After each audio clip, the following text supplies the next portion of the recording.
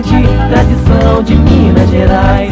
Pão de queijo Arraial de Minas, genuinamente mineiro. O Pão de Queijo Arraial de Minas fica na rua Capitólio 759, no bairro Santo Antônio. Teleentregas 214-3796. Relotec, venda e conserto de joias e relógios. Lá você compra relógios em até 5 vezes sem aumento. Relotec, Avenida 1º de Junho, 322, Centro, Divinópolis.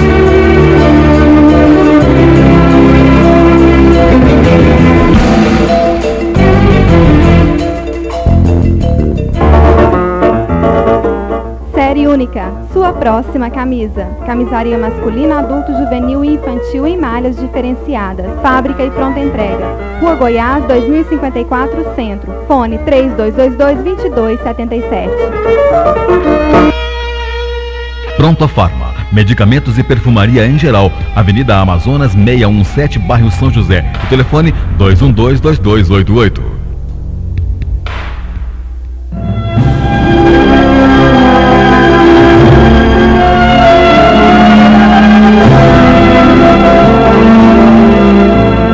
Está começando mais um programa Projeto Futuro. Nos reunimos uma vez mais para estudarmos a doutrina dos Espíritos. Seja bem-vindo a esta grande sala de aulas. O programa Projeto Futuro é produzido pelo CEP, Centro de Estudos e Pesquisas Espíritas, e tem o apoio da AME, Aliança Municipal Espírita de Divinópolis. Tenham todos um bom dia.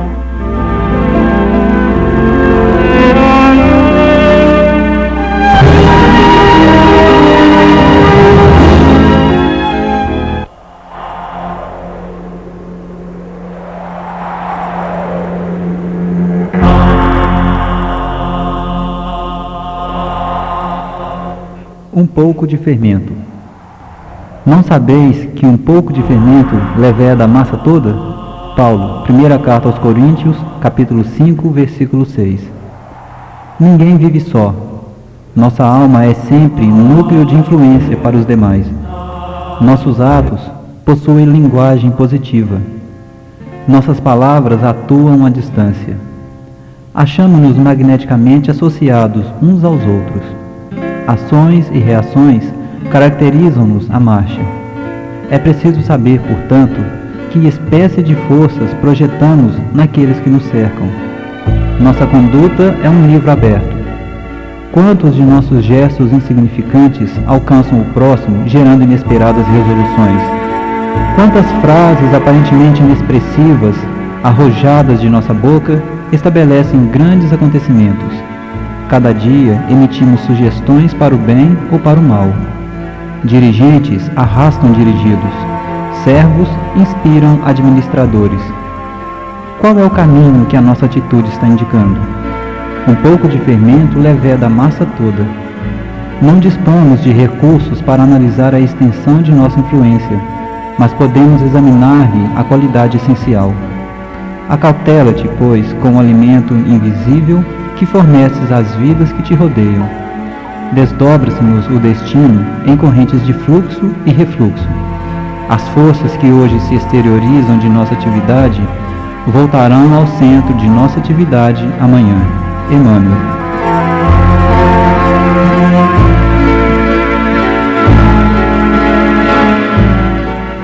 Bom dia, ouvintes do programa Projeto Futuro. Hoje, sábado, dia 26/6, nós estamos aqui novamente e hoje nós vamos conversar com o nosso amigo José Amaral sobre educação. Mas antes eu gostaria de lembrar aos nossos ouvintes, aos nossos amigos, que quem quiser participar conosco pode nos ligar através dos telefones 3222-0001 e 3222-0002, deixando seu nome para concorrer ao sorteio de um livro espírita, da Revista Espírita, e também nos dando sugestões e nos fazendo perguntas a respeito do tema de hoje, Educação do Espírito, com José Amaral. Bom dia, José Amaral. Bom dia, Naim. Bom dia, ouvintes. Esse tema educação, né, sempre está em pauta, nem sempre se fala sobre educação, e na doutrina espírita vem se aumentando ainda mais, né, esse tema, né, educação do espírito. levando em consideração que o nosso conhecimento, né, o que a doutrina espírita nos esclarece, que o espírito ele existe de muito tempo, né?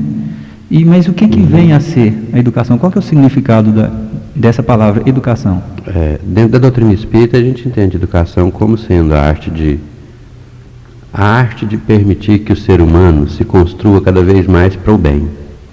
Quer dizer, nessa hora você vai perceber que aí tem uma linha, que é a linha espiritual mesmo. Você permitir que a pessoa se construa para o bem, é exatamente ele tirar de dentro para fora tudo que de bom ele tem e coloca para fora para servir para ele e para a humanidade. E tudo aquilo que ele tem de ruim, que a própria humanidade, que já tem consciência dessa coisa maléfica, vamos dizer assim, aquilo que é prejudicial ao homem, aquilo que faz mal ao homem, aquilo que torna o homem indigno, que sacrifica a vida, que não preserva a vida, tem que ser eliminado, vai sendo eliminado através desse processo. Educação é basicamente isso. É a arte de construir, e na nossa sociedade, enquanto a gente está encarnado, né, a arte de construir um cidadão por inteiro, em todas as suas nuances. Um cidadão ecológico, um cidadão consciente de si mesmo, um cidadão pleno de alegria, de felicidade no mundo em que ele pode viver.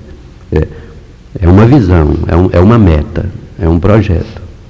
Nós temos que colocar isso em prática. Zé Amaral, e pegando, né, essas linhas de trabalhos sociais, a política, a saúde, a infraestrutura, a educação em si, qual dessas, né, linhas de trabalho social vai atingir mais rapidamente a causa, né, e promover mais o ser humano? Olha, todas elas são linhas que levam a essa promoção do ser humano.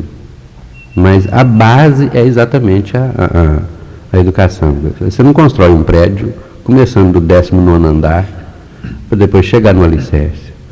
Quer dizer, todas essas questões, saúde, infraestrutura, política, advém de uma postura diante da vida. E essa postura é aprendida, é assimilada, é colocada em utilização, em ação, através daquilo que o homem sabe, daquilo que o homem conhece, daquilo que o homem é capaz de sentir.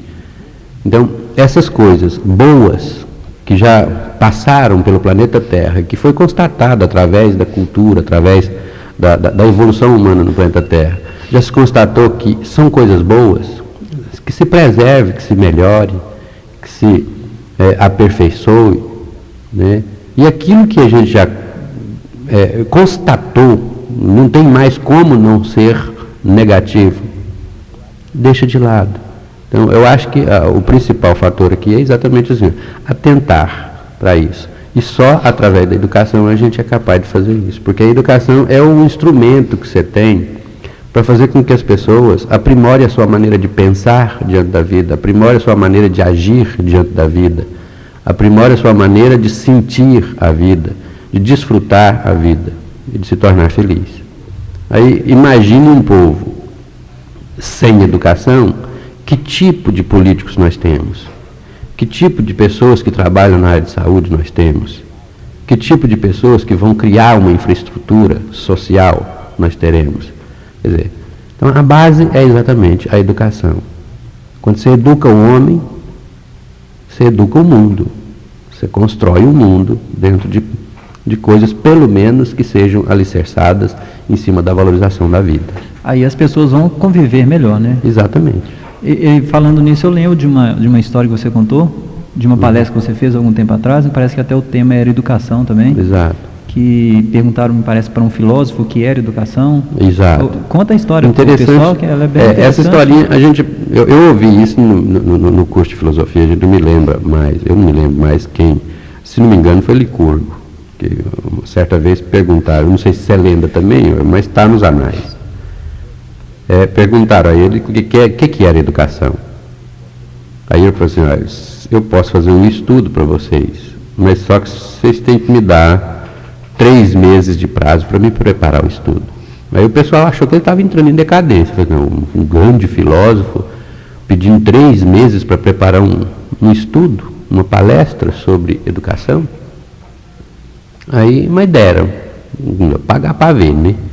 3 meses depois, ele retorna ao lugar, a plateia estava montada, aí ele chegou, cumprimentou o pessoal e falou assim, olha, vocês pediram para me falar sobre educação, e não tem muito o que falar sobre educação, mas podemos demonstrar.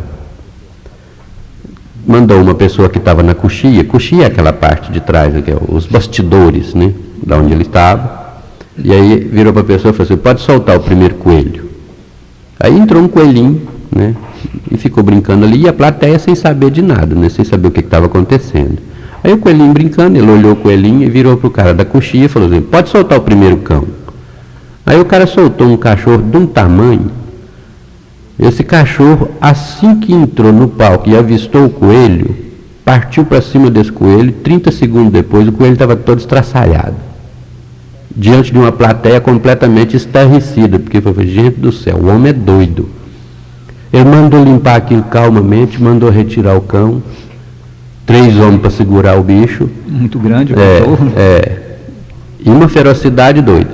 E mandou tirar, levou para lá, e na hora que a plateia já estava mais ou menos amena, ele virou para o cara da coxia de novo e falou assim, pode soltar o segundo coelho. Soltou um outro coelhinho do mesmo jeito, da mesma cor, da mesma raça, do mesmo tamanho. O coelhinho entrou e o pessoal já estava assim, Senhor do céu, ele vai trazer mais outro. E foi dito e feito, ele virou para o cara e falou assim, pode soltar o segundo cão. Aí o cara soltou um segundo cão, da mesma raça do anterior, do mesmo tamanho, da mesma idade. Só que o segundo cão, na hora que entrou no palco e viu o coelho, diante de uma plateia que já estava esperando, para espanto da plateia, o cão começou a brincar com o coelho. E os dois, brincando alegremente em cima do palco, um pulava por cima do outro, o outro lambia, o outro fazia.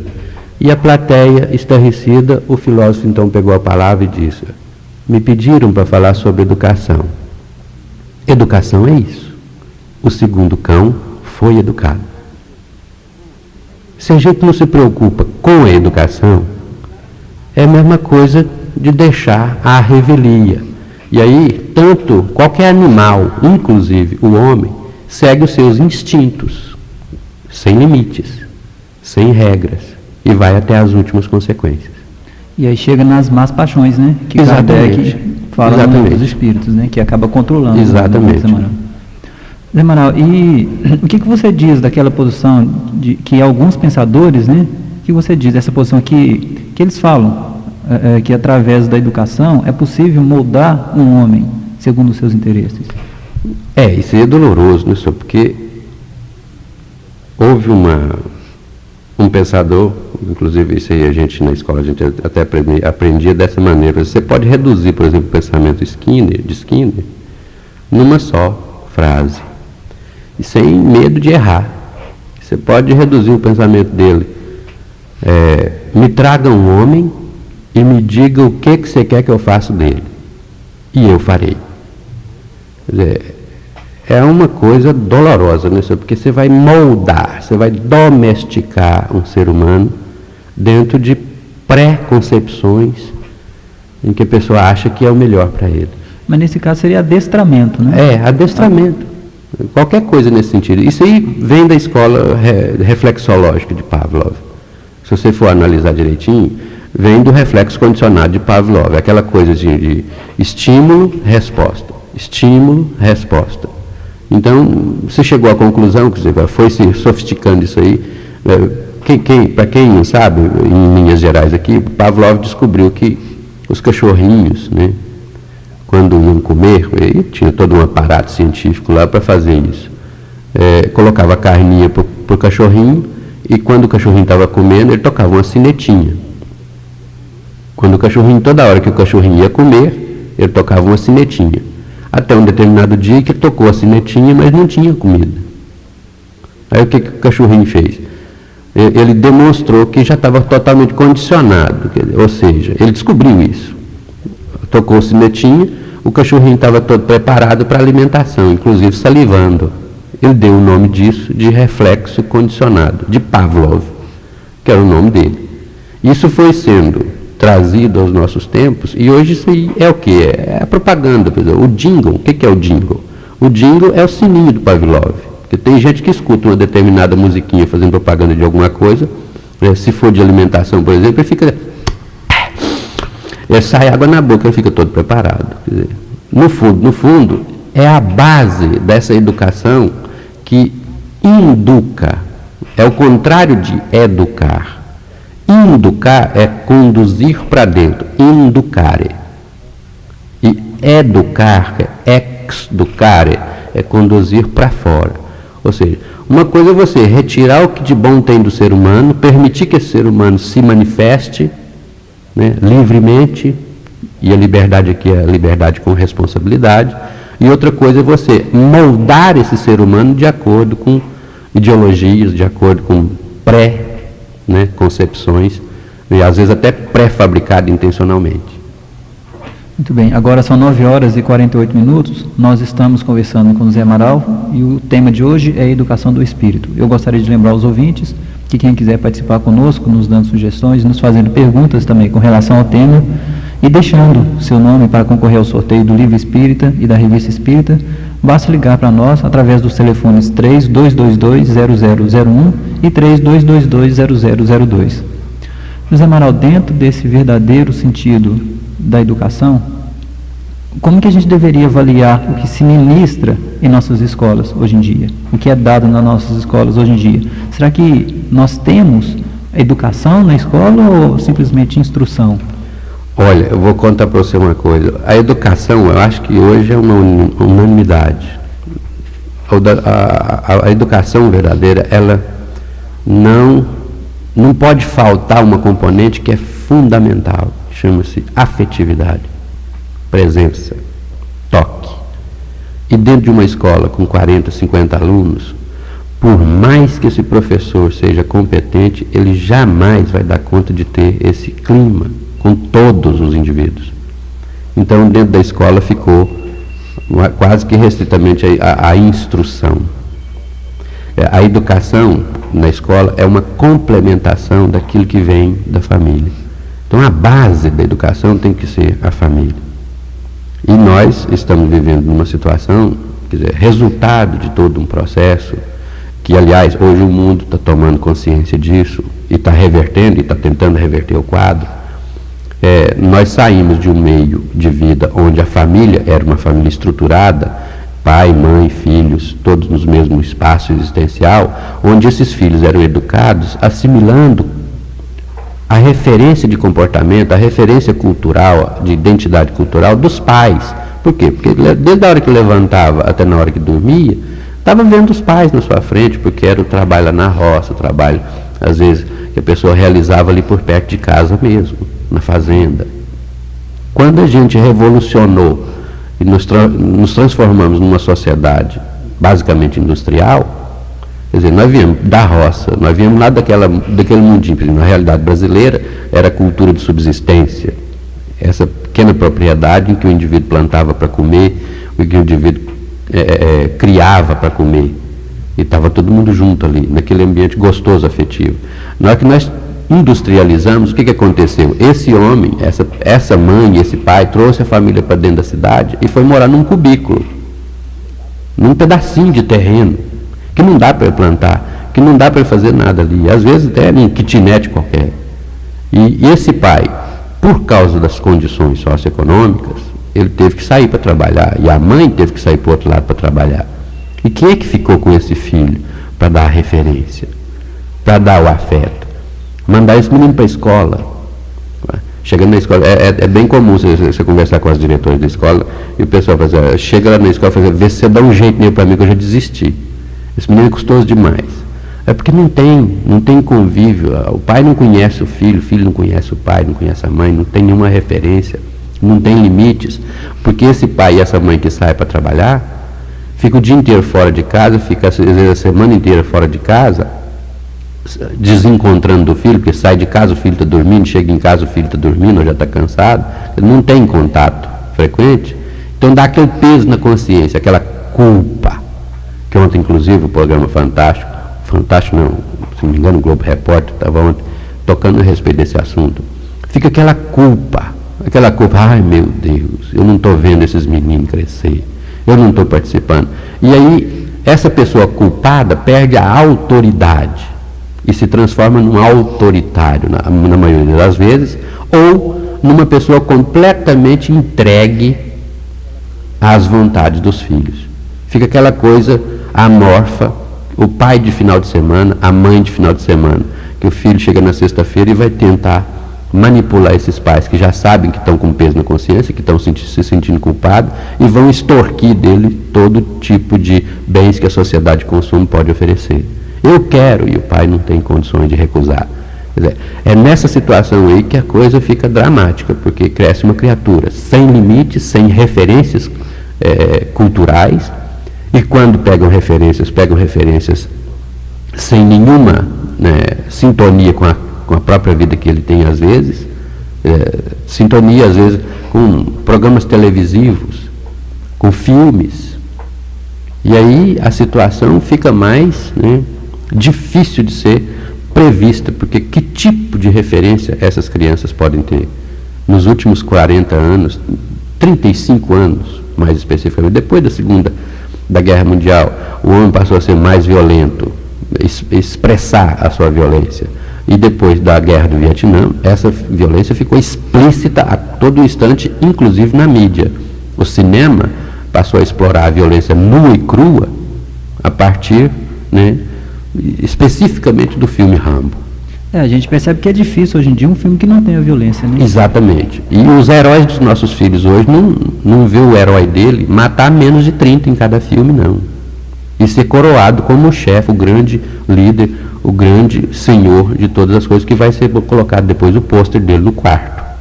Quer dizer, essa é uma situação difícil. Como é que você vai querer diminuir o índice de criminalidade na infância, se as referências de como ser um ser humano adulto que eles têm são exatamente dessa forma?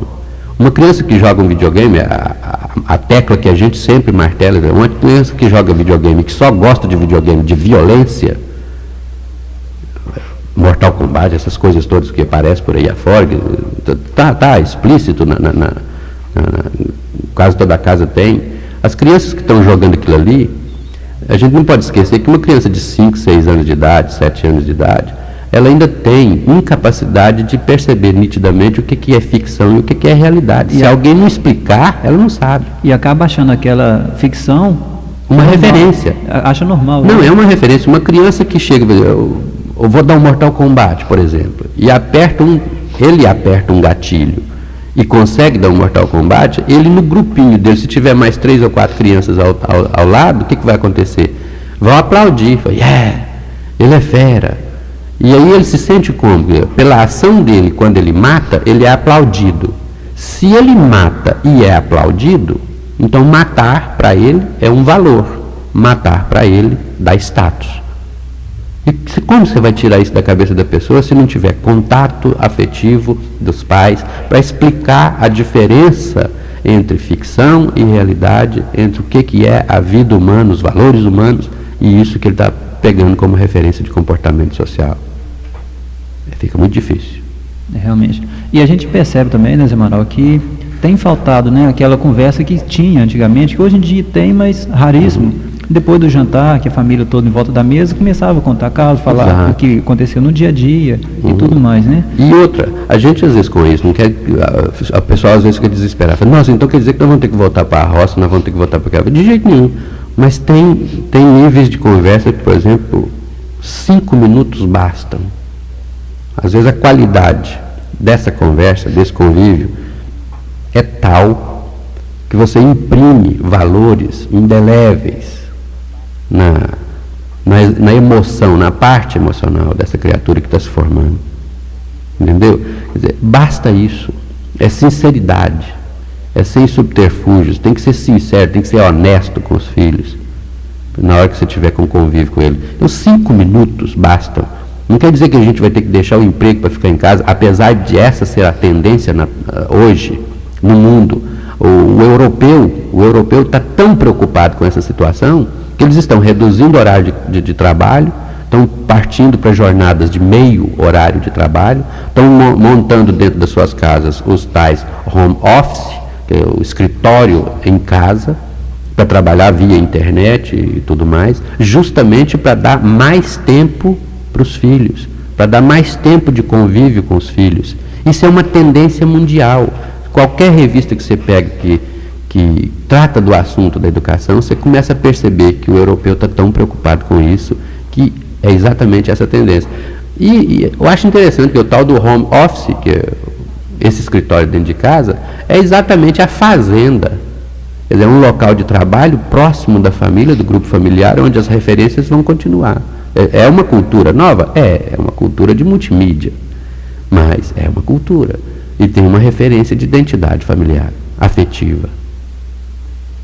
Muito bem, agora são 9h58. Nós estamos conversando com o Zé Amaral e o tema de hoje é a educação do espírito. Nós vamos aos comerciais e voltamos daqui a pouco. Rádio Minas.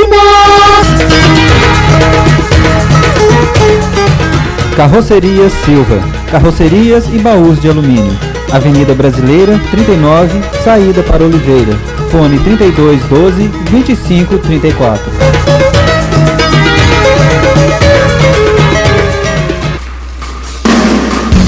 Cicli Alves é sinônimo de bicicleta. São 50 anos de tradição. Avenida Rio Grande do Sul, 547 no centro. Telefone 222 1599 99.